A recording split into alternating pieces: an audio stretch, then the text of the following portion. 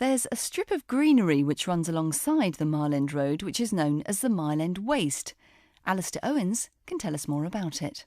Mile End Waste, a former Quaker burial ground, was a site in the 19th century where people came to preach, to spread their message to the masses. This included all sorts of radicals, but equally various evangelists who were very active in the region at the time. It was rather like an East End version of Speaker's Corner. One of the key characters who you would have seen down here in the latter decades of the 19th century would be William Booth, General William Booth, who was founder of the Salvation Army. There are 2 statues of Booth on Mile End Waste. We're all familiar with the organisation that he created and the important work that it does to this day, but some of his ideas, his social Darwinianism, feel very out of place today.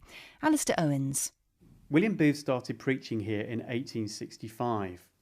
He was a man who brought all sorts of ideas for dealing with the problems of poverty to the streets of East London.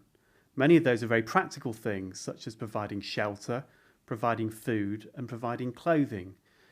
In 1890, William Booth published his book, In Darkest England and the Way Out. This book was very significant because of the way in which it portrayed the East End as like a foreign land, an Africa-like place ripe for colonisation by enlightened social reformers and evangelists such as himself. It is a terrible picture, and one that has engraved itself deep on the heart of civilization. But while brooding over the awful presentation of life as it exists in the vast African forest, it seemed to me only too vivid a picture of many parts of our own land. As there is a darkest Africa, is there not also a darkest England?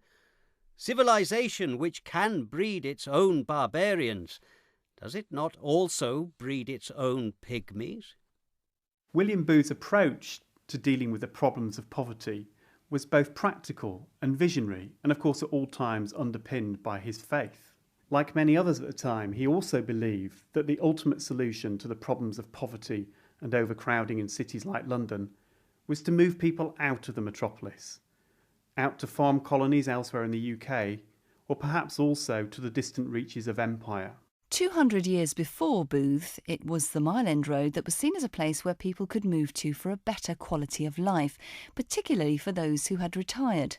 Continue up the Mile End Road. The Trinity Almshouses are next on our walk.